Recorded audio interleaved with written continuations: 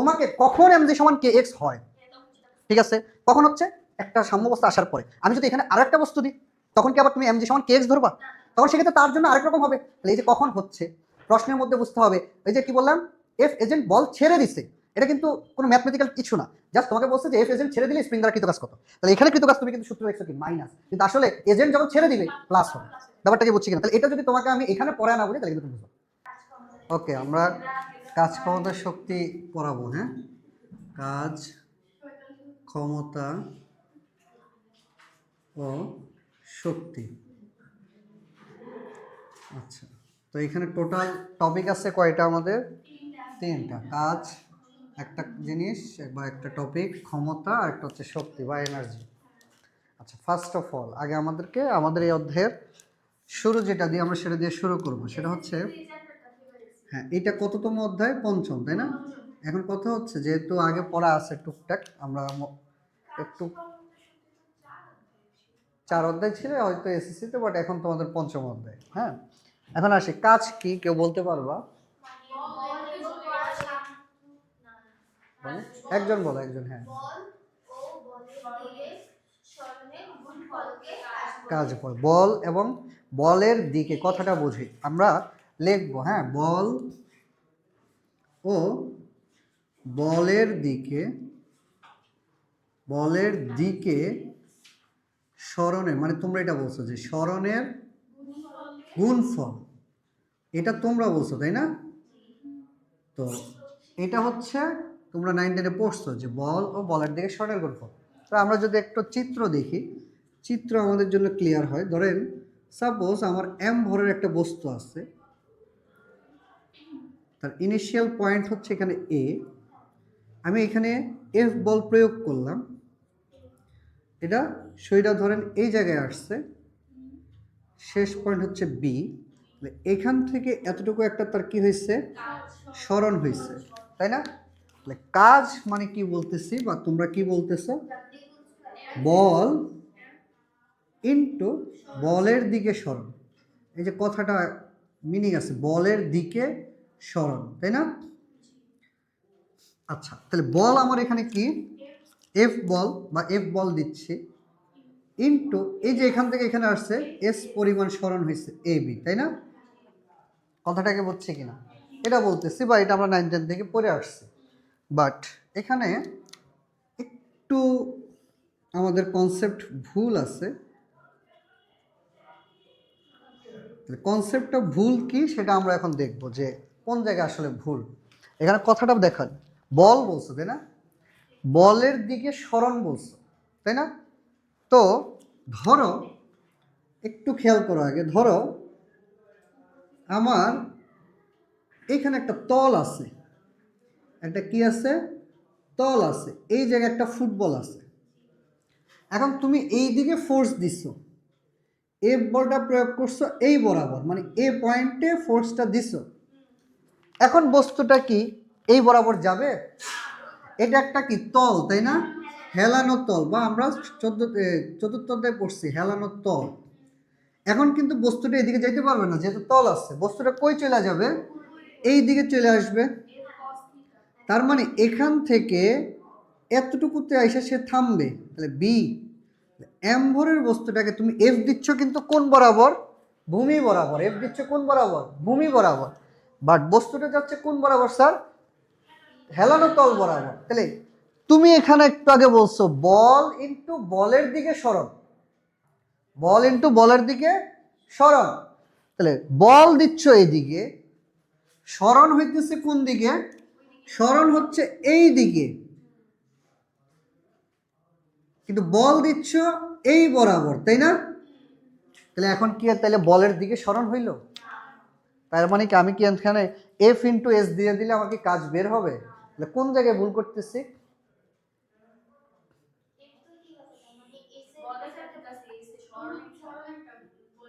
তার মানে বলের দিকে সরণ কথাটা ঠিক আছে, কিন্তু বলের দিকেই হইতে হবে। কিন্তু এখানে সরণটা কি হয়েছে? অ্যাঙ্গেলে চলে গেছে। তাহলে আমরা একটু সুন্দর করে আমাদের সংজ্ঞাটা মনে রাখবো। সংজ্ঞাটা হচ্ছে বল ও বলের দিকে যদি সরণ হয় তো ভালো, যদি না হয় তাহলে বলের দিকে সরণের উপাংশের গুণফল।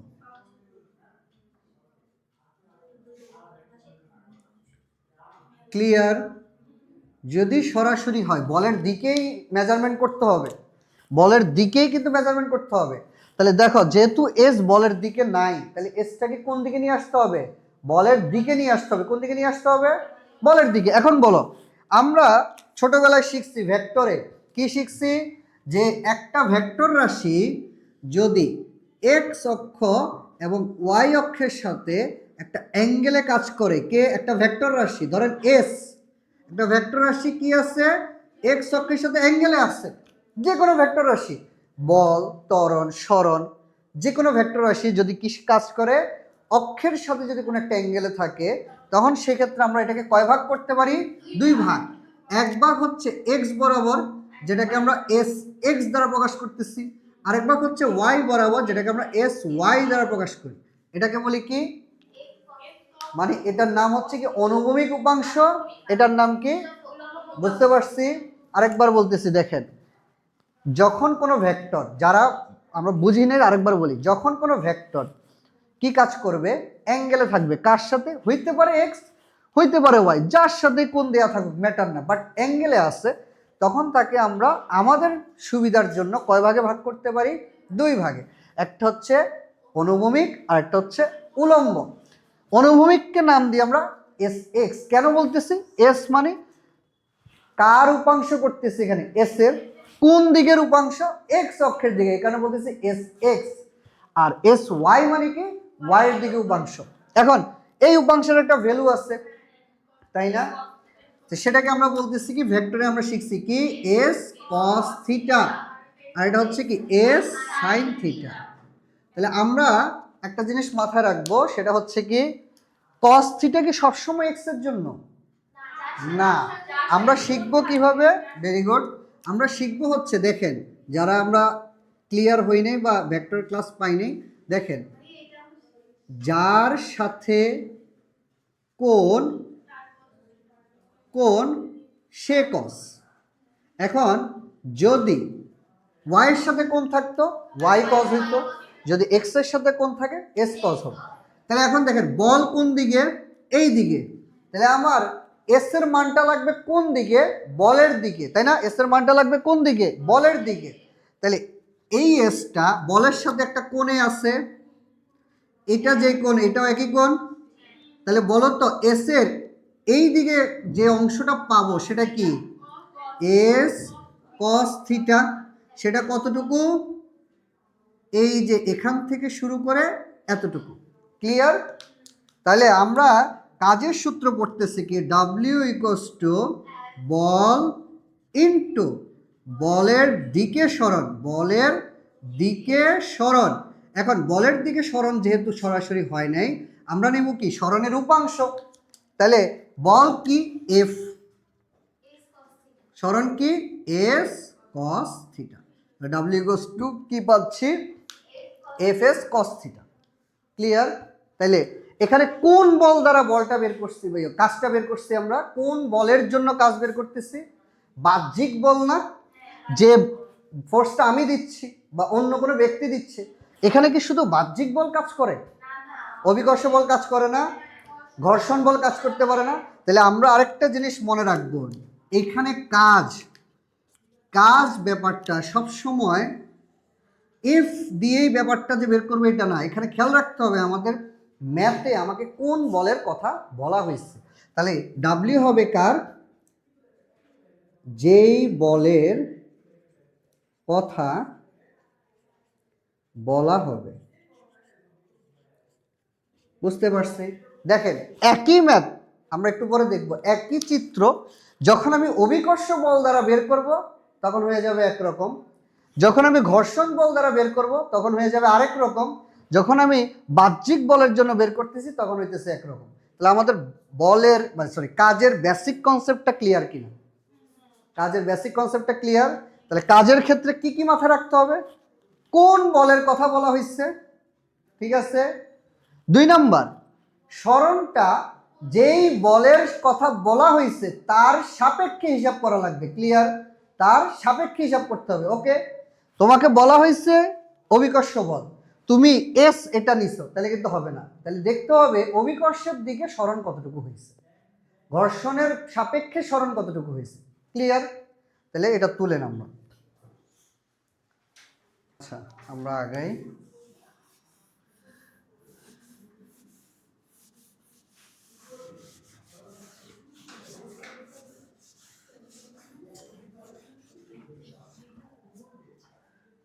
ওকে, দেখি আমরা এখন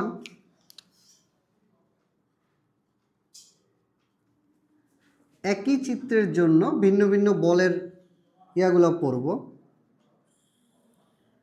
মানগুলো পড়ব।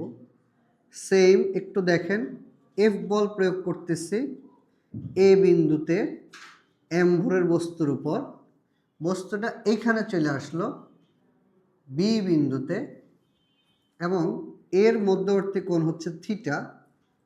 তাহলে বস্তুর সরণ হচ্ছে কি এখান থেকে এতটুকু, এটা হচ্ছে তার সরণ। আচ্ছা, এখন আমি তোমাকে বের করতে বলছি 1 নাম্বার, বাহ্যিক বল দ্বারা কৃত কাজ। 2 নাম্বার, ঘর্ষণ বল দ্বারা কৃত কাজ। 3 নাম্বার, অভিকর্ষ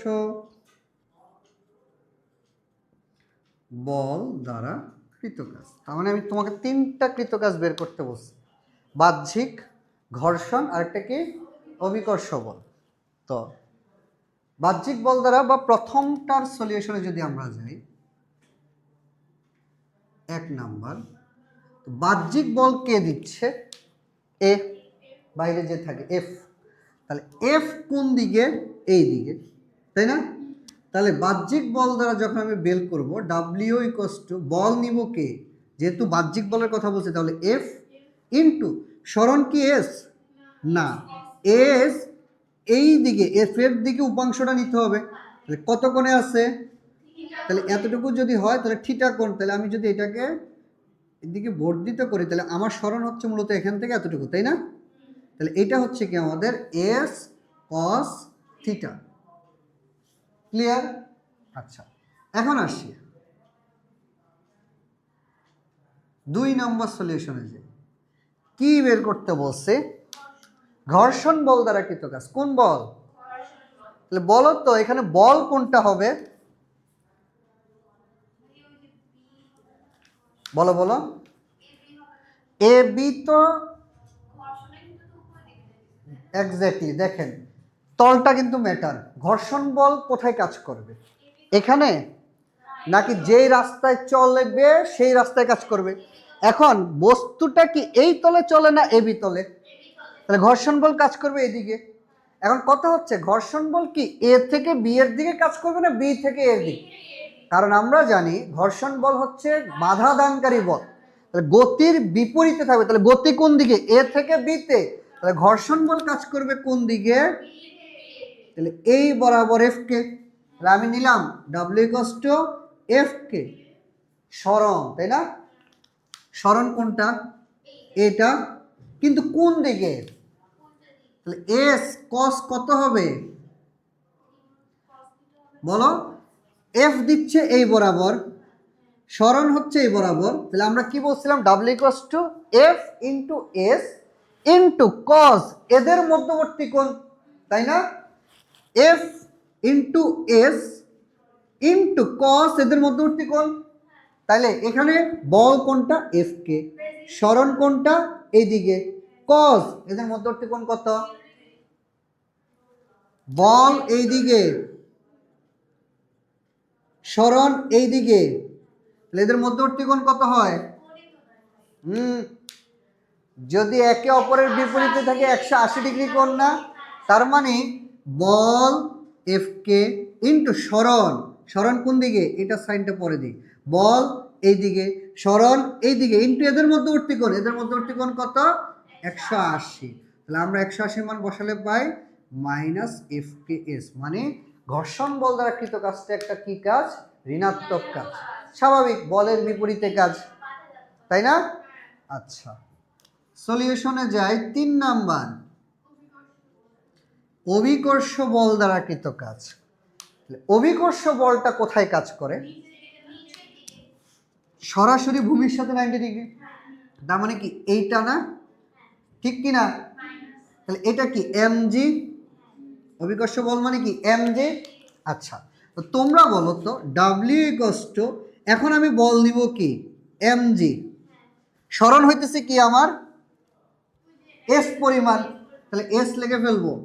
cos থিটা মানে কি বল এবং সরণের মধ্যবর্তী কোণ, তাই ঠিক কি না? M F S cos theta, এই থিটাকে আমরা কিভাবে শিখবো? থিটা কোনটা? থিটা হচ্ছে যেই বলটা বলবে এবং যেই সরণটা বলবে তাদের মধ্যবর্তী কোণ। তাহলে আমাকে বল বলছে কি mg, সরণ হচ্ছে কোনটা s, তাহলে এদের মধ্যবর্তী কোণ কি স্যার? দেখো তো এখান থেকে পুরো করে এতটুকু কি না, তাই না? 90 ডিগ্রি প্লাস থিটা। কেন? এখান থেকে এতটুকু হচ্ছে কি 90, আর এতটুকু কি বলছো বলেন এখন? 90 প্লাস থিটা, হ্যাঁ ঘড়ির কাঁটার বিপরীতে দিকে ঘুরলে মাইনাস হয়, কিন্তু আমরা এখানে ঘড়ির কাঁটার দিক বিপরীতে যাচ্ছি না, আমরা টোটাল কত কোণ আছে সেটা হিসাব করতেছি। তাহলে কত কোণ আছে? 90, আবার এতটুকু টোটাল কোণ হচ্ছে কত আমার থিটা, তাহলে 90 প্লাস থিটা। মানে এটা কিন্তু সূত্র না, এটা আমি তোমাদেরকে শিখাচ্ছি নিয়মটা। তার মানে তোমাকে খেয়াল রাখতে হবে কি কাজের ম্যাথে 1 নাম্বার কোন বলটার কথা বলা হয়েছে, 2 নাম্বার সরণের মানটা কত, 3 নাম্বার সরণ এবং বলের মধ্যবর্তী কোণ কত। তাহলে তোমার আর ওই বল ইন্টু বলের দিকে সরণের উপাংশ এটা মনে রাখার দরকার নেই, মনে রাখতে হবে কি বল কি, 2 নাম্বার সরণ কি, 3 নাম্বার বল এবং সরণের কি মধ্যবর্তী কোণ। ক্লিয়ার? তাহলে আমরা যে কোনো পারবো কিনা এখন? তাহলে এই হচ্ছে দেখেন পরীক্ষায়, তাহলে আমাকে যখন কাজের ম্যাথ বলবে, স্পেশালি আমাদের ইয়াতে কি বলে পাঠ্য বইতে আমরা যখন ম্যাথ করবো দেখবো যে বলের মান বের করতে বলে, তার মানে কি একটু ভুল আছে, বলের মান বের করতে বলা মানে তো এখানে তো অনেকগুলো বল কাজ করতেছে, তাহলে স্পেসিফিক বলা লাগবে।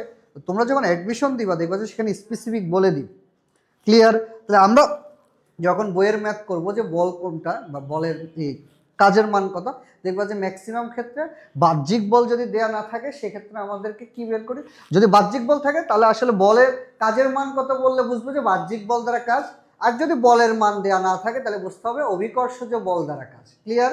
বাট তোমাকে অ্যাডমিশন পরীক্ষায় স্পেসিফিক বলে দিবে যে তুমি এইটা বের করো।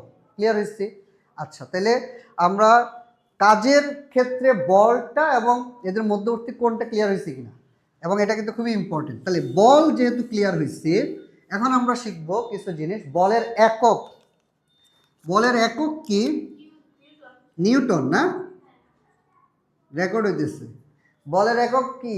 নিউটন। আর কাজের একক জুল। তাহলে কাজের একক জুল, এটা কি একক? মানে এসআই একক। তাহলে আমাদের টোটাল কয়টা পদ্ধতিতে একক আমরা বের করা শিখছি? 3টা। কয়টা একক পদ্ধতি আছে দেখেন, এম কে এস, বা যেটাকে আমরা সমসাময়িকভাবে এসআই বলি, মানে স্ট্যান্ডার্ড। ঠিক আছে? এম কে এস মানে কি? দৈর্ঘ্যের একক মিটার, কে দ্বারা কি বোঝায়? ভরের একক কেজি, সময়ের একক সেকেন্ড। জুলটা হচ্ছে আমার এসআই একক। ক্লিয়ার? 2 নম্বরে আসে আমাদের সিজিএস। তাহলে সিজিএস এ কাজের এককটা কি এটা আমাদেরকে জানতে হবে। হ্যাঁ, আর্গ, আর্গ বলি এটাকে আমরা, এইভাবে বলি আর্গ, আর্গ। ক্লিয়ার? বুঝতে পারছি কিনা? তাহলে এখন আসি সিজিএস মানে কি? দৈর্ঘ্য একক সেন্টিমিটার, এটা কি হবে? গ্রাম সেকেন্ড। ক্লিয়ার? আরেকটা আছে ফুট পাউন্ডাল, বা আমরা বলি এফ পি এস, এফপিএস। হ্যাঁ, এফ মানে হচ্ছে ফুট, দৈর্ঘ্যের একক এখন হিসাব হবে ফুটে, পি মানে কি পাউন্ড, ভরের একক হবে পাউন্ডে, এস মানে কি সময় সব। তাহলে আমরা কিন্তু দেখেন দৈনন্দিন জীবনে কিন্তু আমরা এই এককগুলো কিন্তু হরহামেশা সবসময়, কেক কিনতে গেলে তুমি বলো না 1 কেজি কেক দেন, বলো নাকি তোমরা বলো 1 কেজি কেক দেন নাকি? তাহলে কিন্তু আমরা ম্যাক্সিমাম ক্ষেত্রে এটা আমরা বলি কি পাউন্ড। যেমন ধরো আমরা মানে আমার টেক্সটাইলের ক্ষেত্রে আমরা কিন্তু যখন সুতা কিনি বা সুতা বিক্রি করতেছে সেক্ষেত্রে কিন্তু 1 কেজি সুতার হিসাব খুব একটা হয় না, সেক্ষেত্রে আমরা সবসময় পাউন্ডের হিসাব করি। ক্লিয়ার? 2 নাম্বার, দৈর্ঘ্য কখনো আমরা মিটারে হিসাব করি না, আমরা কিসে হিসাব করি? ফুটে হিসাব করি। ক্লিয়ার হয়েছে ব্যাপারটা? তাহলে যাই হোক, এক এক জায়গায় স্ট্যান্ডার্ড হচ্ছে এক এক রকম, এটা আমাদের বোঝার সুবিধার ক্ষেত্রে। তুমি কিন্তু চাল কিনতে যেয়ে বলবা না যে 1 পাউন্ড চাল দেন, কখনোই বলবা না। তার মানে যেটা যে জায়গায় স্ট্যান্ডার্ড। তাহলে ফুট পাউন্ডাল পার সেকেন্ডে বলেন তো কাজের একক কি হবে? আচ্ছা জানি না, তাহলে এখন আসেন, কাজ ডাব্লিউ ইকুয়ালস টু কি? F into S. এফ এর একক কি? তাহলে ফুট পাউন্ডালে এফ এর একক কি হবে বলেন? হ্যাঁ, ও একটা ভালো কথা বলছে। আমরা দেখেন কেজি, এটা কি নিউটন, সরি নিউটন। আচ্ছা, আর ইয়া হচ্ছে কি মিটার, কাজের একক দাঁড়াচ্ছে কি নিউটন মিটার, তাই না? জোল যে কথা, নিউটন মিটার একই কথা। এখন আসি নিউটনকে এফপিএসে কি বলবো? হ্যাঁ, এটা এসডব্লিউ করবেন, এটা বাসা যে আজকে রিসার্চ করবেন। নিউটনকে ভাঙলে কি আসে? ও একটা কিন্তু হিন্টস দিছে যে KG metre per second square. তাহলে কেজিকে ফুট, হ্যাঁ তাহলে কেজিকে কিসে নিচ্ছি? ফুট পাউন্ডালে কি হবে? মিটারের ফুট পাউন্ডালে কি হবে? বুঝছি কি না? কেজিকে ফুট পাউন্ডালে নিলে কি হবে? পাউন্ড। মিটারকে ফুট পাউন্ডালে নিলে কি হবে? ফুট। ফুটে হিসাব হবে। তাহলে এটার টোটাল হিসাবটা করে নিয়ে আসবো, এটা এসডব্লিউ। ঠিক আছে? আচ্ছা, এখন যারা আমরা টুকটাক মেডিকেল পরীক্ষা দিই তাদের জন্য একটা ছোট্ট একটা জিনিস, সেটা হচ্ছে এই প্রশ্নটা আসে, সেটা কি? এই যে দেখেন, 1 আর্ক সমান কত জুল? এক্স্যাক্টলি, তার মানে 10⁻⁻⁷। হ্যাঁ, -7। তাহলে আর্ক বড় নাকি জুল বড়? আর্ক নাকি? 1 আর্ক সমান 10⁻⁻7 জুল। তার মানে 1 আর্ক সমান 10⁻⁻7 জুল, তাহলে কি সমান হইল? যদি 1 আর্ক সমান 1 জুল হইতো তাহলে সেম, বাট না। দেখেন 1 আর্ক সমান যদি 10⁻⁻7 জুল হয়, দেখো 1 মিটার সমান কি 100টা সেন্টিমিটার যোগ করলে 1 মিটার হয়। তাহলে সেন্টিমিটার বড় না মিটার বড়? তাহলে বলতেছো সমান, কি বলতেছো? হ্যাঁ, এই দুইটা সেম, বাট আমি বললাম যে আর্ক এককটা বড় না জুলের এককটা বড়? জুল বড়। কেন? 1 জুল সমান 10⁻⁻7 পেয়ে আসবে, এইদিকে চলে আসবে। তাহলে 1 জুল সমান হচ্ছে 10⁻7 সংখ্যক আর্গের সমান। তার মানে আসলে কে বড়? জুল বড়। বুঝাতে পারছি? আচ্ছা, এটা আসে। আরেকটা জিনিস আসে, বলেন তো দেখি, 1 ক্যালোরি, ক্যালোরিও কিন্তু শক্তির একক, তাই না? 1 ক্যালোরি সমান কত জুল? 4.2 বা 8 যেটাই থাকুক, 4.2 জুল। ঠিক আছে? আর 1 জুল সমান কত ক্যালোরি? 0.24 ক্যালোরি। আমাদের এমসিকিউতে কিন্তু এগুলো আসে। ক্লিয়ার? তাহলে এইগুলা কিন্তু এমসিকিউর ছোটোখাটো জিনিস পড়ায় দিয়েছি, পড়বেন। ওকে, এখন আমরা বেশ কয়েক ধরনের বল নিয়ে পড়াশোনা করব।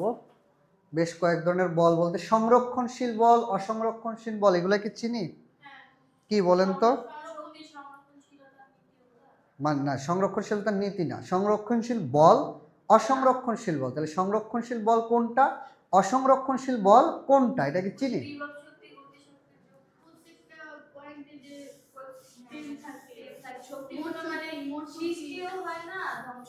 এটা হচ্ছে শক্তি সংরক্ষণশীলতা নীতি। ঠিক আছে? আচ্ছা, আমরা আচ্ছা আমরা পড়ব এখন ফার্স্ট অফ অল আগে পড়ব সংরক্ষণশীল বল দ্বারা কৃত কাজ।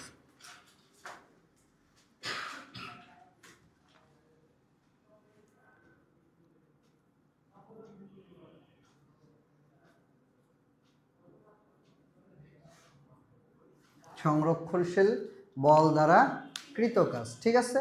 তাহলে সংরক্ষণশীল বল দ্বারা কৃত কাজ বা কাদেরকে তুমি সংরক্ষণশীল বলতে পারো? একটা বস্তুকে তুমি এ জায়গা থেকে বি জায়গায় আনছো, এইভাবে আনছেন, যেভাবে হোক আনছেন, এখানে তার একটা কাজ করা লাগছে ডাব্লিউ এ বি, এ থেকে বি, এটাকে আবার এই জায়গায় আনছেন, তাহলে ডাব্লিউ বি এ। যদি W A B plus W B A মোট কাজ যদি শূন্য হয়ে যায় তখন সেটাকে বলতেছে সংরক্ষণশীল কাজ। ক্লিয়ার? বল দ্বারা কৃত কাজ। তাহলে সংরক্ষণশীল বল দ্বারা কৃত কাজ মানে কি?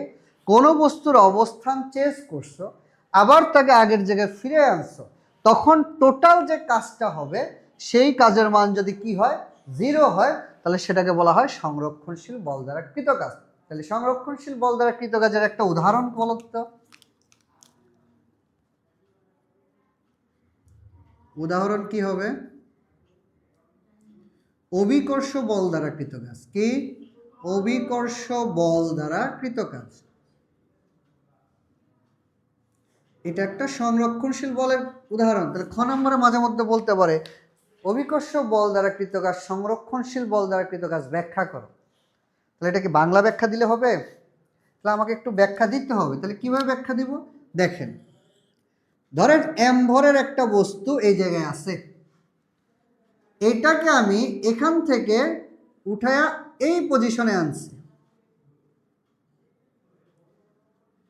তাহলে কত উচ্চতায়?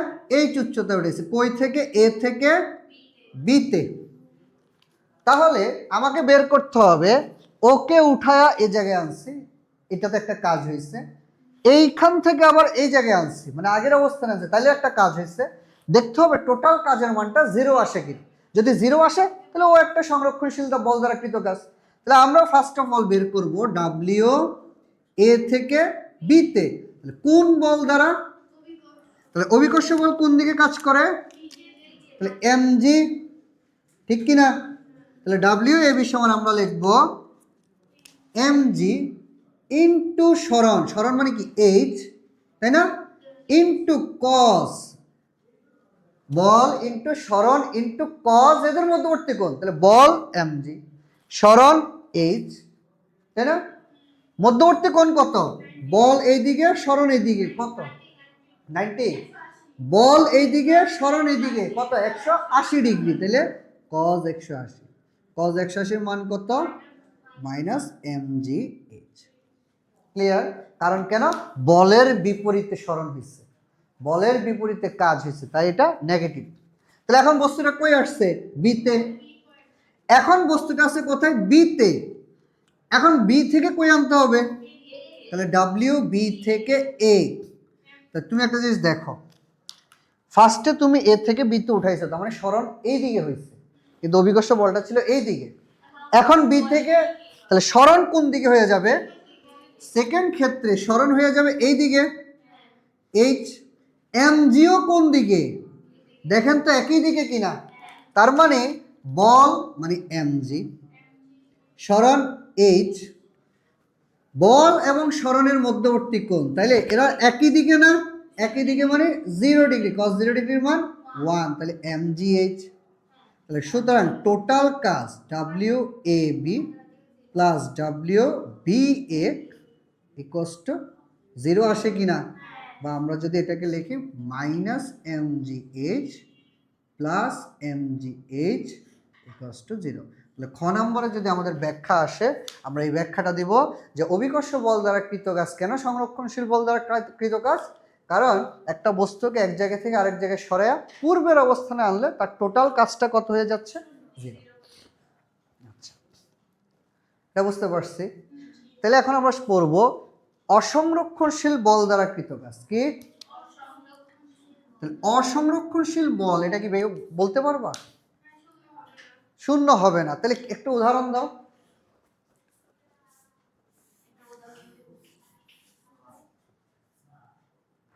অসংরক্ষণশীল বল দ্বারা কৃত কাজ। আচ্ছা, সিঁড়ি থেকে উঠানামা বলতে ধরেন এম ভরের একটা বস্তু এখানে আছে, এ থেকে তোমার বলের কারণে এফ দিছ, বিতে আসলো, তাহলে স্মরণ হয়েছে এখান থেকে এতটুকু শুরুতে, তাই না? তাহলে অসংরক্ষণশীল বলের উদাহরণ হচ্ছে ঘর্ষণ বল। কি? ঘর্ষণ বলে কখনো কি হয় না? শূন্য হয় না। দেখি শূন্য হয় কিনা। তাহলে অসংরক্ষণশীল বলের উদাহরণ হচ্ছে কি? ঘর্ষণ বল দ্বারা কৃত কাজ। তাহলে ঘর্ষণ বল দ্বারা কৃত কাজ হচ্ছে অসংরক্ষণশীল বল দ্বারা কাজের উদাহরণ। তাহলে আসি, তাহলে আমরা এখন হিসাব করব কার কোন বল। তা আমি তো এফ বল দিছি, আমি কি এটার বের করব না? তাহলে ডাব্লিউ এ বি কোন বলের কথা বলতেছি? তাহলে বস্তু যাচ্ছে কই থেকে কই? তাহলে ঘর্ষণ বল কোন দিকে কাজ করবে?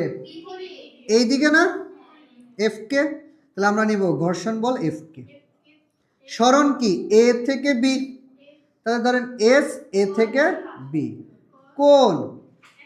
180। তাহলে আমি এটাকে এস দিই, এস লিখি, এ বি পরে দিই। তাহলে কজ 180, 180 মানে কত? Minus F K S. Okay, এখন আসি, বস্তু কই চলে গেছে? বিতে। এখন আমি বের করব ডব্লিউ বি থেকে এ। তাহলে বস্তু এখন আসবে কই থেকে কই? এখান থেকে এখানে আসবে। তাহলে ঘর্ষণ কাজ করবে কোন দিকে? এই দিকে না?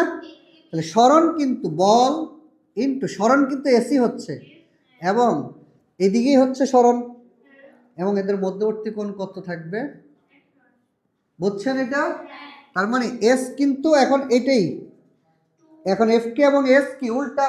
তাহলে 180 হলে মাইনাস এফ কে এস।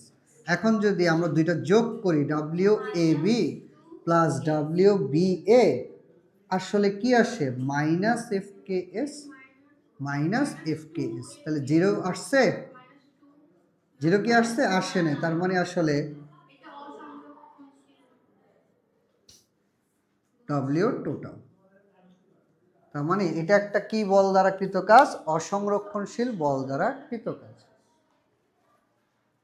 তাহলে সংরক্ষণশীল বল এবং অসংরক্ষণশীল বল দ্বারা খ নম্বর প্রশ্নতে আসে আমার। হ্যাঁ, ঘর্ষণ বল একটি অসংরক্ষণশীল বল দ্বারা কৃত কাজ ব্যাখ্যা করো। বাংলা ব্যাখ্যা দিলে হবে না, আমাদেরকে এরকম ম্যাথমেটিক্যাল টার্ম দিয়ে আমাদেরকে চিত্র এঁকে এটা বলে দিতে হবে। ওকে, ম্যাথ বলতে এটা ম্যাথ তো না, ঠিক আছে? তুলো। তাহলে এখন আমরা পড়ব হচ্ছে পরিবর্তনশীল বল দ্বারা কৃত কাজ। পরিবর্তনশীল বল কি বলতে পারবা?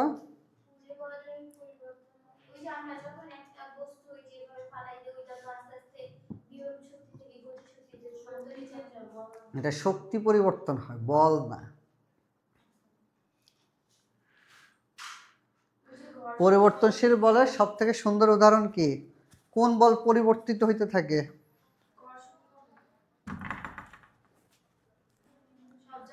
স্যার বলো, পরিবর্তনশীল বলের একটা উদাহরণ দাও।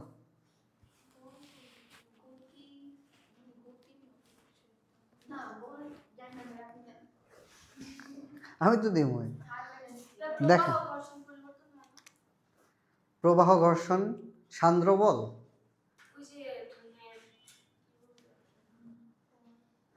সব থেকে সুন্দর উদাহরণ দিই, দেখো স্প্রিং তো দেখছি, তাই না? স্প্রিং দেখছি না?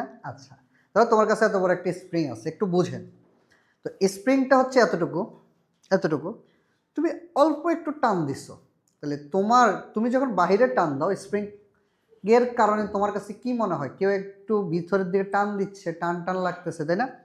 তা তুমি যখন অল্প একটু স্মরণ করবা, ওইটা একটু কম বোঝা যাবে, কিন্তু তুমি যদি জোরে টান দিয়ে ধরে রাখতে চাও, যদি শক্তিশালী স্প্রিং হয় চলে আসবে কিন্তু, তাই না? তার মানে যত তুমি স্প্রিংটাকে বড় করবা তত ভিতরের দিকে কি হবে, টানটা বেশি মনে হবে। তার মানে যত সরণ ঘটবে ভিতরের দিকে টান তত বাড়বে। ক্লিয়ার হয়েছে কিনা? তাহলে এই বলের মানটা কি চেঞ্জ হচ্ছে না সরণের সাথে সাথে? তাহলে আমরা সেটাকে বলতেছি স্প্রিং বল দ্বারা কৃত কাজ। কি স্প্রিং বল দ্বারা কৃত কাজ একটা কি ধরনের কাজ? হ্যাঁ, ভালো কথা বলছো, চৌম্বক বল।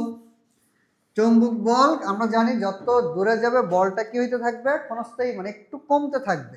কেন কমে? কারণ এর চৌম্বকের একটা কি থাকে, বলরেখা থাকে। বলরেখার কারণে প্রাবল্য বা যে জিনিসটা আমরা বলি, হয়তো তোমরা হ্যাঁ তড়িৎ ক্ষেত্র বা সেকেন্ড পেপারে গেলে পাবা। তো সেই ক্ষেত্রে আমরা দেখব যে এই বলের বানটা কি হইতে থাকে, চেঞ্জ হইতে পারে। ক্লিয়ার?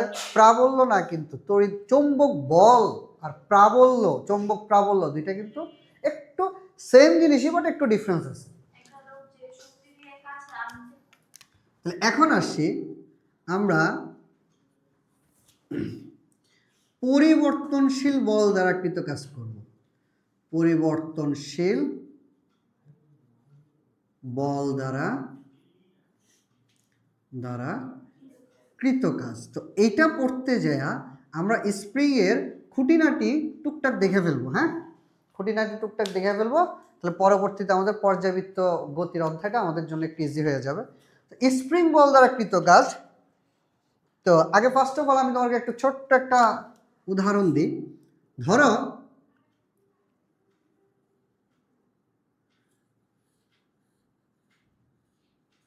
আমার একটা স্প্রিং আছে, ঠিক আছে?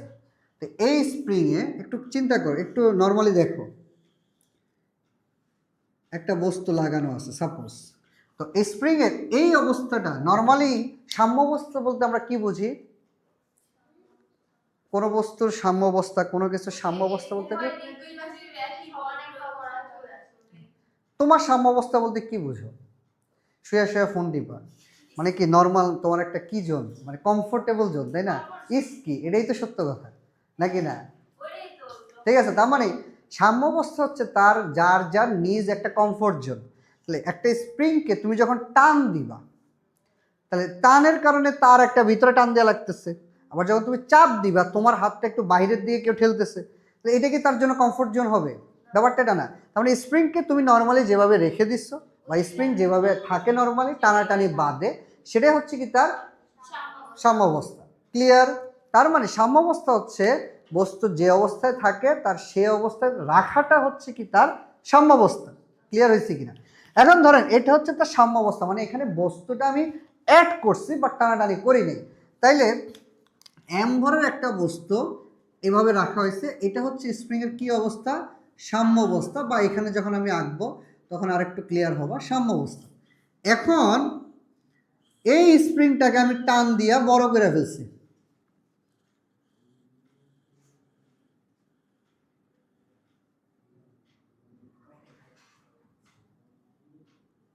তাহলে আগে ছিল তার এই অবস্থান, পরে হয়েছে তার এই অবস্থান। তাহলে আমরা যদি এটাকে এ থেকে বি একটু টান দিলাম আমি বস্তুটাকে, এখন বলো এইটা কে দিছে? কে বল দিছে? মানে এম্বরের বস্তুকে আমি এদিকে ঠেলা দিচ্ছি, তাহলে এফ বাহ্যিক, তাই না? আমরা এটাকে এইভাবে লিখি, এফ এজেন্ট। এজেন্ট, এজেন্ট মানে কি বাইরের বল এই টানটা দিচ্ছে, এফ এজেন্ট। ক্লিয়ার? তাহলে খেয়াল করেন এফ এজেন্টের বলের কারণে আমি কি বাহ্যিক বল দ্বারা কৃত কাজ বের করতেছি? আমি কি বল দ্বারা কৃত কাজ বের করতেছি? তেমন পরিবর্তনশীল বলকে স্প্রিং বল, পরিবর্তনশীল বলকে তাহলে স্প্রিং বল দ্বারা কৃত কাজটা আমরা বের করতে চাইতেছি। তাহলে আমার এফ এজেন্টের কারণে বস্তুটা এ থেকে বিতে যাচ্ছে, কিন্তু আমার বলের মান তো লাগবে কোনটা? যেহেতু আমি কৃত কাজ বের করতে বলছি স্প্রিং বলে, তাহলে কোনটা লাগবে? স্প্রিং এর লাগবে না? তাহলে বলো এজেন্ট যদি এদিকে বল প্রয়োগ করে স্প্রিং কি করবে? বিপরীতে বল দিবে না? এই বলের নাম কি কেউ বলতে পারবা? এনিওয়ান? এফ স্প্রিং, এইটাকে আমরা বলি প্রত্যয়নী বল। তাহলে প্রত্যয়নী বল কি? প্রত্যয়নী বল হচ্ছে, দেখো নামের মধ্যে আছে প্রত্যয়ন করা। প্রত্যয়নী মানে প্রত্যয়ন করা মানে ফিরে আসা। ক্লিয়ার? তাহলে স্প্রিং কিন্তু চায় সবসময়, এটা কি তার সাম্যাবস্থা? এই পয়েন্টটা কি তার সাম্যাবস্থা না? তাহলে সে চায় সবসময় তার সাম্যাবস্থা আসতে। আবার এটাকে যদি, স্প্রিংটাকে যদি তুমি এইদিকে ঠেলা দাও, মানে ভিতরের দিকে চাপ দাও, স্প্রিং কিন্তু তোমাকে ধাক্কা দিবে, তাই না? দেখো একটা স্প্রিং এর উপরে বস্তু চাপ দিয়ে তুমি ছেড়ে দিলে বস্তুটা উপরে ওঠে, তার মানে কি স্প্রিংকে চাপ দিচ্ছ, তোমার বলের কারণে সে নিচে গেছে, কিন্তু সে চায় কি সবসময় উপরের দিকে উঠতে। কেন? কারণ তার সাম্যাবস্থা উপরে আছে। আবার টান দিছ, ছেড়ে দিচ্ছ, তাহলে স্প্রিংটা নিচে চলে আসবে, তার মানে স্প্রিং সবসময় তার সাম্যাবস্থায় চলে আসতে চায়। তো এই বলটা দিচ্ছে কে? স্প্রিং বল বা প্রত্যয়নী বল। ক্লিয়ার? আমরা কোন বল দ্বারা কাজ বের করব? স্প্রিং বল দ্বারা কাজটা বের করব। ক্লিয়ার? তো স্প্রিং বল দ্বারা কাজ বের করতে গেলে আমরা টুকটাক ছোট কিছু জিনিস শিখব। দেখেন, এটা কি পরিবর্তনশীল বল না, নাকি কনস্ট্যান্ট বল? স্প্রিং এর বলটা, তার মানে সরণ যত হবে এইখানে যেই বলটা অনুভূত হবে, এইখানে বলটা কি হবে? এখানে স্প্রিং, এফ স্প্রিং যে বল দিবে, আর এইখানে এফ স্প্রিং যে বল দিবে, কোনটা বড় হবে? মানে ধরো তুমি বস্তুটাকে টান দিয়ে এখানে আনছো, তোমার হাতের মধ্যে একটা ফিল আসবে না যে টানতেছে? এখানে টান দিয়ে নিয়ে আসছো, ফিল হবে না সে টানতেছে? কোন জায়গায় ফিলটা হবে? বেশি স্প্রিং দিচ্ছে এইটা, তার মানে এই স্প্রিং বল অবশ্যই বড়। তার মানে সরণ যত হয় স্প্রিং বল বাড়ে না কমে? তাহলে আমি কি বলতে পারি যে এফ প্রপোর্শনাল টু এক্স, তাই না? এটা আসলে কিভাবে আসে দেখেন, এখান থেকে না, দেখেন তুমি বল যত দিচ্ছ তোমার সরণ তত হচ্ছে কিনা। তাহলে এফ এজেন্ট সমানুপাতিক এক্স, যত বল দিচ্ছি সরণও কিন্তু এদিকে হচ্ছে, আমি এজেন্টের হিসাব করতেছি, সরণ এদিকে হচ্ছে। তাহলে এফ এজেন্ট ইকুয়ালস টু কি লিখতে পারি? কে এক্স। ক্লিয়ার? এখন তুমি যে বলে টান দাও, এও কি করে? স্প্রিংও সে বলে পিছনের দিকে আনে। তা আমরা আসলে এটা পড়ি না, আমরা সরাসরি এখানে চলে যাই। সেটা হচ্ছে কি F spring professional to X, তবে কোন দিকে সরণটা? বিপরীতে, কারণ এস স্প্রিং এই দিকে, সরণ এই দিকে। তাহলে আমরা যদি সমানুপাতিক সাইন উঠাই, তাহলে এফ স্প্রিং সমান মাইনাস কে এক্স। কে কে আমরা বলি কি? স্প্রিং ধ্রুবক। স্প্রিং ধ্রুবক কিসের উপরে ডিপেন্ড করে? স্প্রিং ধ্রুবক কিসের উপরে ডিপেন্ড করে? পাক সংখ্যা, পুরুত্ব, এগুলোর উপরে। যার পুরুত্ব, পাক সংখ্যা যত বেশি সে তত কি হবে? ফোর্স বেশি দিবে, তাই না? সরণ কম হবে। দেখো কলমের যে স্প্রিং সেটা টান দিলে লম্ব হয়ে যাবে, তাই না? গাড়ির যে স্প্রিং সেটা টান দিতে পারবা তুমি। তার মানে কি যার পুরুত্বটা, পাক সংখ্যাটা যত বেশি, যত পুরু, তার মানে স্প্রিং ধ্রুবকের মানটা বেশি বলা। এক্স বলতে হচ্ছে এই যে, মানে এক্স দিচ্ছি কেন? দূরত্ব। এটাকে বলতেছি আমরা এক্স আই ইনিশিয়াল অবস্থা, এটাকে বলতেছি এক্স এফ ফিনিশ অবস্থা। এক্স বুঝতে পারছো? আর এক্স মানে কি পুরোটা, হ্যাঁ? তাহলে এই যে স্প্রিং ধ্রুবক পাইলাম আমরা, হ্যাঁ স্প্রিং ধ্রুবক পাইলাম। এখন এতটুকু ক্লিয়ার? আচ্ছা, এতটুকু যদি ক্লিয়ার হয়, যেহেতু পরিবর্তনশীল কাজ তো বের করা লাগবে, তাহলে এখানে এক ধরনের কাজ পাবো, তাই না? এখানে কাজের মানটা আরেকটু অন্যরকম। তাহলে প্রতি ক্ষেত্রে কাজের মানটা কি হবে? টোটালটা যদি পাইতে হয় আমার সবগুলো যোগ করা লাগবে। তো এরকম যদি পরিবর্তনশীল হয় আমরা কিভাবে বের করি?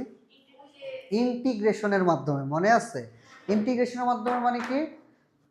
ক্ষুদ্র ক্ষুদ্র ক্ষুদ্র ক্ষুদ্র অংশগুলোকে যোগ করি, করে তারপরে কি করে দিই? টোটালটা বের করি। মনে আছে এটা? তাহলে আমরা একটু যেহেতু গত ক্লাসে পড়ছি, আমরা আবার একটু রিভাইজ করি। যখন কোনো কিছু পরিবর্তন হইতে থাকবে সেটা টোটাল ভ্যালু বের করতে হলে আমার কার হেল্প নেওয়া লাগবে? ইন্টিগ্রেশন। কিভাবে নিব? ছোট্ট একটা অংশের কাজ বের করব, সেটাকে ইন্টিগ্রেশন করে দিলে টোটালটা পেয়ে যাব। ক্লিয়ার? তাহলে আমার এখানে ছোট্ট একটা অংশের কাজ বের করব। কি বের করব? ছোট্ট একটা অংশ, ক্ষুদ্র একটা দূরত্বের জন্য কাজ বের করব। তাহলে আসি এখন, তা লেখা হয়েছে ওই পাশে, লেখা হয়েছে এটা। যদি চিত্রটা আঁকা হয় আমি একটু মুছা আমি একটু ইয়া করবো। হ্যাঁ, দেখেন। হ্যাঁ, গতি গতি গতি অধ্যায় আমি পড়াইনি তো। গতি কে পড়ায়? অনেক। আচ্ছা দেখেন, একটু আমরা একটু দেখব, খেয়াল করেন স্যার। টোটাল কাজ বের করবো আমরা, তাই না? টোটাল কাজ মানে কি? W total. ঠিক আছে, তাহলে দেখেন আমি এটাকে ছোট্ট ছোট্ট অংশে ভাগ করতেছি। একটা, দুইটা, তিনটা, চারটা, পাঁচটা, ছটা, এরকম ভাগ করলাম। তাহলে প্রতি ক্ষেত্রে এক ধরনের কি পাবো? স্প্রিং বল পাইতে থাকবো, তাই না? প্রত্তনী বল পাইতে থাকবো। আচ্ছা, তুমি এখানে চিন্তা করো, আমি এখান থেকে এখানে আসলাম, ছোট্ট একটা অংশ W1, ছোট্ট কাজ, তাই না? আবার এখান থেকে এখানে আসতেছি, আরেকটা ছোট্ট কাজ। ছোট বুঝাইছি, বাট এখানে তোমাদের বোঝার জন্য একটু বড় করে আসছে। এখান থেকে এখানে W3, এরকম করে আসতে থাকবে এবং লাস্ট পর্যন্ত এনে আমরা যাব। তাহলে এটা হচ্ছে ডাব্লিউ টোটালটা পাবো, ঠিক আছে না? আচ্ছা, তো এখানে দেখেন তো, এতটুকু অংশের কাজ বের করতেছি ফার্স্টে, তাই না? তাহলে এতটুকু সরণ লাগবে, আর এতটুকুর মধ্যে কি লাগবে? বল লাগবে। তো বলো, সরণটা কি বড় খুব? আমি যেহেতু হিসাব করতেছি ক্ষুদ্র, তার মানে ক্ষুদ্র কাজ, মানে কেন ক্ষুদ্র কাজ হিসাব করতেছি? কারণ সরণ ঘটাইছি অল্প। তাহলে সরণ যখন অল্প হবে, কাজের মানটাও কি হবে? অল্প হবে। তাহলে ডাব্লিউ ইকুয়াল টু কি জানি? F x. এফ কে এখানে স্প্রিং, তাই না? এক্স বলতে আমরা কি নিচ্ছি? ডিএক্স, ঠিক আছে কি না? ক্ষুদ্র অংশ এখানে আবার নিচ্ছি। এরকম করতে করতে করতে করতে আলটিমেটলি আমরা ফাইনালি পুরোটা পাবো। তাহলে এরকম ছোট্ট অংশ কইরা ক্লিয়ার হয়েছে। তাহলে আমরা এরকম ছোট্ট অংশের জন্য কি বের করতেছি? মূলত কাজ বের করতেছি। F1, পরের অংশের জন্য F2, পরের অংশের জন্য F3, এরকম চেঞ্জ হচ্ছে, বাট ক্ষুদ্র অংশের জন্য। তাহলে ফাইনালি যখন আমি ডাব্লিউ টোটালটা হিসাব করতে যাব, আমরা এটাকে ইজিভাবে প্রকাশ করার জন্য কিভাবে লিখি? কই থেকে লিমিট, কই থেকে? এক্স আই থেকে কই পর্যন্ত? এক্স আই থেকে এক্স এফ পর্যন্ত, তাই না? ছোট্ট একটা অংশের কাজ বের করতেছে, এই যে ছোট্ট একটা অংশ, ঠিক আছে? এই ছোট্ট অংশ মানে কি? ডিএক্স। এরকম অনেকগুলো ডিএক্স এর জন্য কাজ বের করতেছে। বুঝছিলাম? অনেকগুলো ডিএক্স এর জন্য কি করতেছি? কাজ বের করতেছে। ও, তাহলে অনেকগুলো অংশের জন্য কি বের করতেছে? কাজ বের করতেছে। তাহলে যখন আমি অনেকগুলো অংশের জন্য কাজ বের করবো, এরকম তো সবগুলো বের করা পসিবল না। তাহলে আমরা কি করলাম? লিমিট দিয়ে দিলাম। কই থেকে? এক্স আই থেকে কই পর্যন্ত? এক্স এফ পর্যন্ত। এরকম যতগুলো ক্ষুদ্র ক্ষুদ্র অংশ আছে তার টোটাল কাজ। টোটাল কাজ মানে কি? এফ স্প্রিং, তাই না? ইনটু কত অংশের? ডিএক্স অংশের। এরকম টোটাল এক্স আই থেকে এক্স এফ পর্যন্ত বের করব। ওকে, আচ্ছা, এক্স এফ মানে কি? সরি, এফ মানে কি? একটু আগে আমরা শিখছি স্প্রিং বল সমান কি? Minus K X dx. Clear? Minus K X dx. আচ্ছা, কোনটা? Into dx. হ্যাঁ, ডিএক্স মাইনাস কে এক্স একই কথা। ঠিক আছে, এখন আসি, মাইনাস কে কই চলে আসবে? কে কি কনস্ট্যান্ট, কই চলে আসবে? তাহলে মাইনাস কে, ঠিক আছে? ঠিক আছে কি না? ইন্টিগ্রেশন হবে কি? এক্স আই থেকে এক্স এফ এক্স ডিএক্স। ওকে, আচ্ছা, ছোট্ট করে একটা আমরা সূত্র শিখেছিলাম, একটা সূত্রে আমাদের ইন্টিগ্রেশনে ফিজিক্সে কাজে লাগে। X to the power N dx মানে কি? এক্স টু দি পাওয়ার পাওয়ার এক যোগ হবে ডিভাইডেড বাই ওই পাওয়ার দ্বারা ভাগ হবে। তাহলে এখানে পাওয়ার কত আছে? কিছু না থাকলে 1। তাহলে কি দাঁড়াইলো? মাইনাস কে এক্স এর পাওয়ার 1 যোগ হবে মানে 2 ডিভাইডেড বাই ওইটা দ্বারা ভাগ হবে 2 এক্স আই এক্স এফ, তাহলে হাফ কই চলে আসবে, তাহলে মাইনাস হাফ কে। লিমিট কিভাবে বসাইতে হয় জানি, লিমিট কিভাবে বসাইতে হয় জানি, একবার আপার লিমিট চলকে বসাবো, তাহলে বসাই এক্স এর জায়গায় কত বসবে, এক্স এফ স্কোয়ার, তারপরে মাইনাস লোয়ার লিমিট চলকে বসাবো, বুঝতে পারছি, তাহলে এক্স আই স্কোয়ার। যে এটা হচ্ছে আমাদের সূত্র, কিন্তু মাইনাসটা গুণ করে দিলে কি হয়ে যাবে, x I square minus x F square, মানে মাইনাস গুণ করে দিলে যে পরেরটা সামনে চলে আসবে।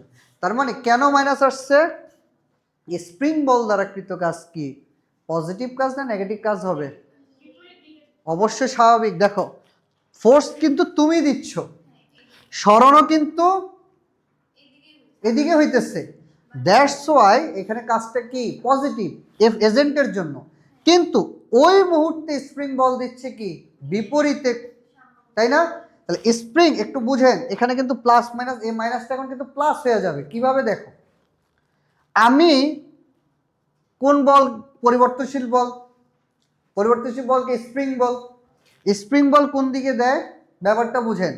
ধরো তুমি এদিকে টান দিচ্ছ, এফ এজেন্ট দিয়ে টান দিচ্ছ, তাহলে দিলে সরানো এদিকে হয়, এফ এর বলের জন্য কৃতকাজ আসবে পজিটিভ। ওই মুহূর্তে স্প্রিং বল পিছনে টান দিচ্ছে, পিছনে টান দিচ্ছে কিনা, তাহলে তখন স্প্রিং এর কাজ হয়ে গেছে কি নেগেটিভ। কিন্তু তুমি যদি এফ এজেন্ট ছেড়ে দাও, এফ এজেন্ট যদি তুমি জিরো করে দাও, বুঝেন এফ এজেন্ট নাই, তাইলে স্প্রিংটা এদিক থেকে এদিকে আসবে, স্প্রিং বল কোন দিকে কাজ করবে, তখন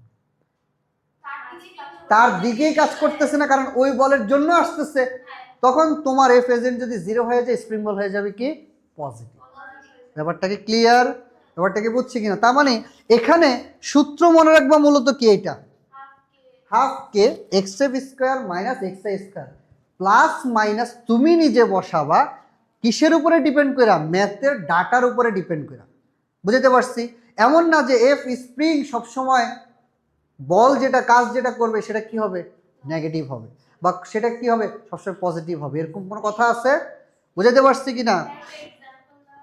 এই যে আমি একটু আগে তো বললাম যে আমি টান দিয়ে ছেড়ে দিচ্ছি, টান দিচ্ছি, টান দেওয়ার মুহূর্ত পর্যন্ত স্প্রিং কাজ করতেছে কি বিপরীতে, এবং ওর জন্য কাজ হচ্ছে নেগেটিভ।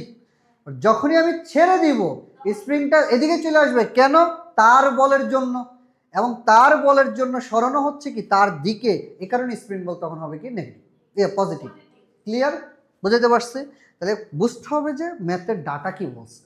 তাহলে আমরা শিখবো সূত্র মূলত কি, half K x F square minus x I square. Clear, তাহলে আমাদের মূলত কাজ হচ্ছে এইটা। এখন বুঝছি, পারবো এই জিনিসটা। আচ্ছা, এখন যদি এটা পারি, স্প্রিং এর কাজ এখনো শেষ হয়নি, মানে স্প্রিং বল দ্বারা কৃত কাজ দেখলাম, তো স্প্রিং এখানে কিভাবে আছে, কোন তলে আছে, এই তলটাকে আমরা কি তল বলি মূলত, মানে আনুভূমিক, তাই না। এখন একটা স্প্রিংকে যদি আমি এখান থেকে ঝুলাইয়া দিই, উলম্ব না, তাহলে সেই ক্ষেত্রে দেখেন কেমন হয় ব্যাপারটা আমরা একটু দেখব, এবং এটাই আমাদের লাস্ট টপিক। হ্যাঁ হ্যাঁ বলো। মাঝে মধ্যে বের করতে হয়, আমরা দেখবো, আমরা ম্যাথ যখন করবো তখন দেখবো, আগে আমরা আমাদের কনসেপ্ট ক্লিয়ার করি। এখন একটা স্প্রিং এভাবে ঝুলাইয়া দিচ্ছি, তাই ঝুলাইয়া দিলে কি অটোমেটিক সে লম্ব হয়ে যায়, যেরকম আছে সেরকম থাকে না। তার মানে এটা হচ্ছে কি তার, এই অবস্থাটা হচ্ছে কি তার সাম্য অবস্থা, সাম্য অবস্থা।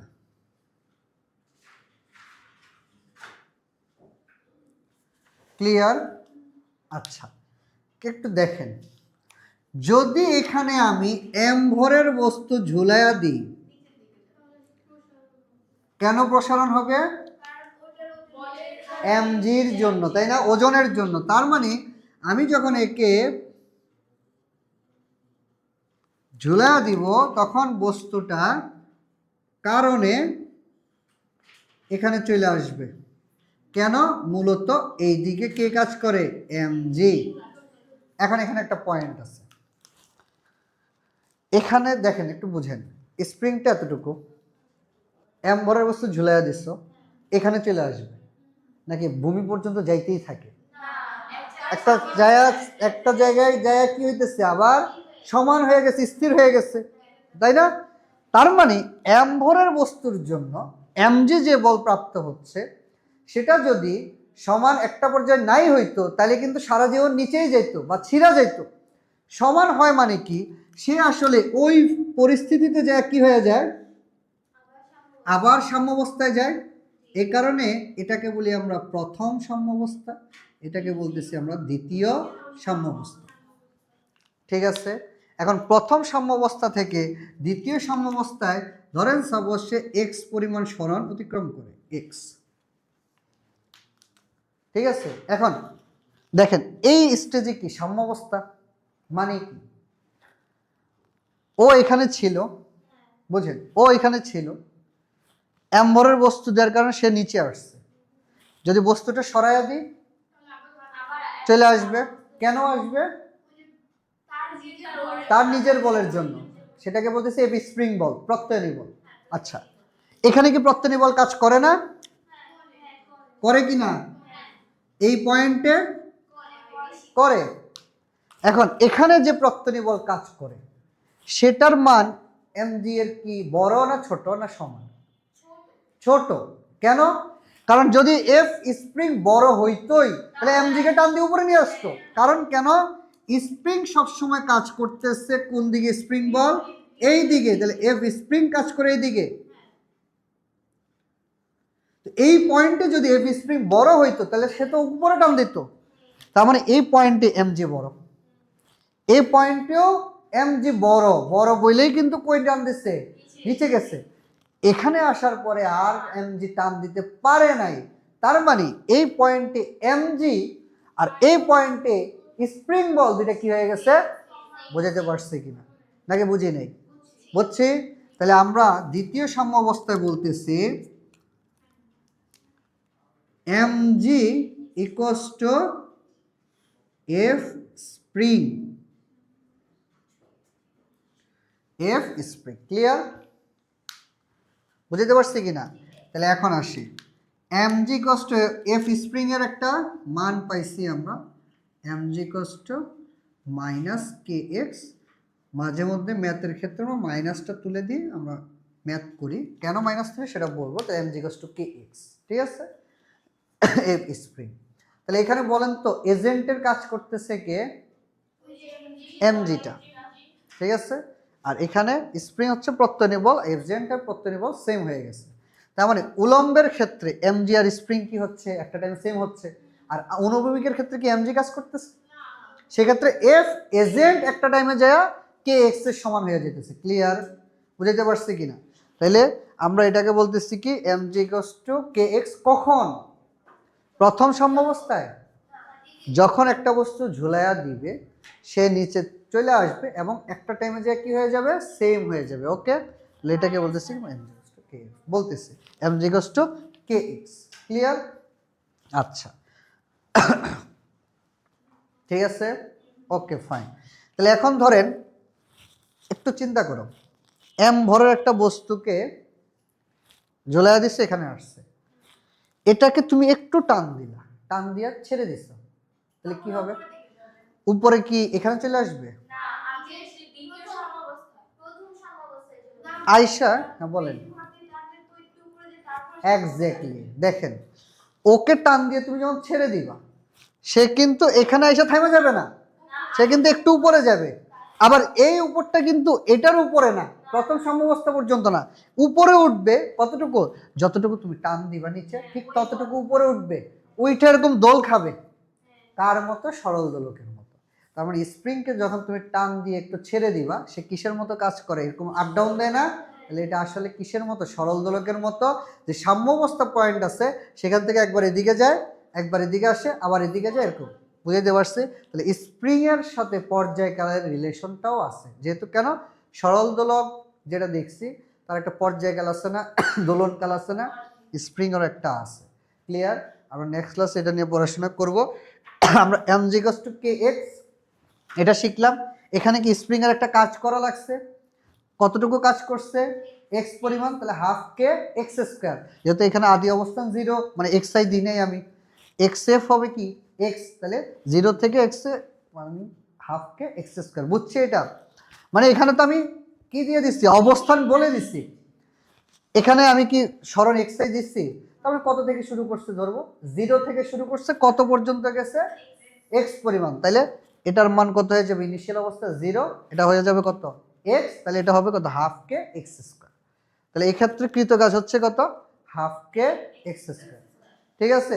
তাহলে নেক্সট ক্লাসে আমরা কাজ ক্ষমতা শক্তির আরো কিছু জানবো, কিন্তু স্প্রিং এর এখনো অনেক কিছু বাকি, যেটা আমরা পর্যাবৃত্ত গতিতে পড়বো। কি কি বাকি দেখেন, স্প্রিং এর দোলনকাল আছে, স্প্রিং এর সমবায়ও আছে। সমবায় কি বুঝি? আচ্ছা, রোদের সমবায় পড়ছি না, সমান্তরাল রোদ, শ্রেণী, এই যে এরকম বর্তনী, একটার সাথে একটা, হ্যাঁ এটাকে কি বলতেছি, শ্রেণী সমবায়। আর এরকম থাকলে, এইখানে এরকম থাকলে সমান্তরাল, তাই না? এরকম স্প্রিংও একটার সাথে যদি একটা থাকে, একটার পাশাপাশি যদি একটা থাকে, সেই ক্ষেত্রে স্প্রিংগুলো কেমন হবে, তাদের তুল্য ধ্রুবক কেমন হবে, সেটা আমরা বের করব। কারণ দেখো, তুমি দুইটা শক্তিশালী স্প্রিং পাশাপাশি যদি তুমি রাখো, টানাটা কি খুব কষ্ট হবে না? দুই রকম মানে ইয়ার যদি রাখো, এখন ধরো এখানে একটা শক্তিশালী স্প্রিং দিলে, এখানে একটা দুর্বল একটা স্প্রিং দিলাম, তো দুইটার সাথে একটা বস্তু লাগাই দিয়ে টান দিলাম, তাহলে কি দুইটা কি দুই রকম পারফরমেন্স করবে? দুইটা কি দুই রকম পারফরমেন্স করবে? এরকম কিছু যে এটা আসবে না ওইটা চলে আসবে, বাট হ্যাঁ একটার সাথে একটা রিলেশন তৈরি করে তার একটা, আগে একটা যেরকম পারফরমেন্স করতো পরেরটা কিন্তু সেরকম পারফরমেন্স করবে না। তার মানে আগেরটা যদি বেশি পারফরমেন্স করে ফেলে, পরেরটা যদি কম পারফরমেন্স করে, তাহলে জিনিসটা কিন্তু চলবে না। এই কারণে কি করবে, একটা মিডল পয়েন্টে তার একটা মানে যে শ্রেণী বা সমান্তরালে আমরা একটা তুল্য রোধ যেরকম করি না, এরকম তুল্য কাজ করবে। ক্লিয়ার? তো এগুলো আমরা পর্যাবৃত্ত গতিতে পড়বো, বাট নেক্সট ক্লাসে আমরা কাজ ক্ষমতা শক্তির ম্যাথ করব। ঠিক আছে, তাহলে আজকে তোমাদের ক্লাস এতটুকুই। হ্যাঁ,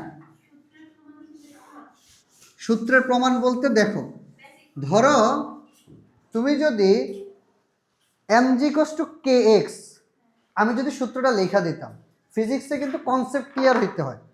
ফিজিক্সে সব থেকে ইম্পর্টেন্ট হচ্ছে কনসেপ্ট ক্লিয়ার। কেন? কনসেপ্ট ক্লিয়ার না হইলে সরাসরি সূত্র দিয়ে ফিজিক্সের ম্যাথ কখনো তুমি সলভ করে ফেলতে পারবো না। পারবা না, কখনোই পারবা না। তাইলে তোমাকে কখন mg = kx হয়, ঠিক আছে, কখন হচ্ছে, একটা সাম্যাবস্থা আসার পরে। আমি যদি এখানে আরো একটা বস্তু দিই, তখন কি আবার তুমি mg = kx ধরবা? তখন সেক্ষেত্রে তার জন্য আরেক রকম হবে। তাহলে এই যে কখন হচ্ছে, প্রশ্নের মধ্যে বুঝতে হবে, এই যে কি বললাম, এফ এজেন্ট বল ছেড়ে দিচ্ছে, এটা কিন্তু কোনো ম্যাথমেটিক্যাল ইস্যু না, জাস্ট তোমাকে বলছে যে এফ এজেন্ট ছেড়ে দিলে স্প্রিং দ্বারা কৃতকাজ কত। তাহলে এখানে কৃতকাজ তুমি কিন্তু সূত্র দেখছো কি মাইনাস, কিন্তু আসলে এজেন্ট যখন ছেড়ে দিবে প্লাস হবে। ব্যাপারটা কি বুঝছি কিনা? তাহলে এটা যদি তোমাকে আমি এখানে পড়ায় না বুঝি, তাহলে কিন্তু তুমি বুঝবা। ক্লিয়ার? তো আমরা এটা পড়বো, নেক্সট ক্লাসে আমরা অনেকগুলো ম্যাথ করবো। হ্যাঁ, ছোটোখাটো কাজের ম্যাথ করবো অনেকগুলো। ঠিক আছে, ওকে, ওয়ালাইকুম আসসালাম।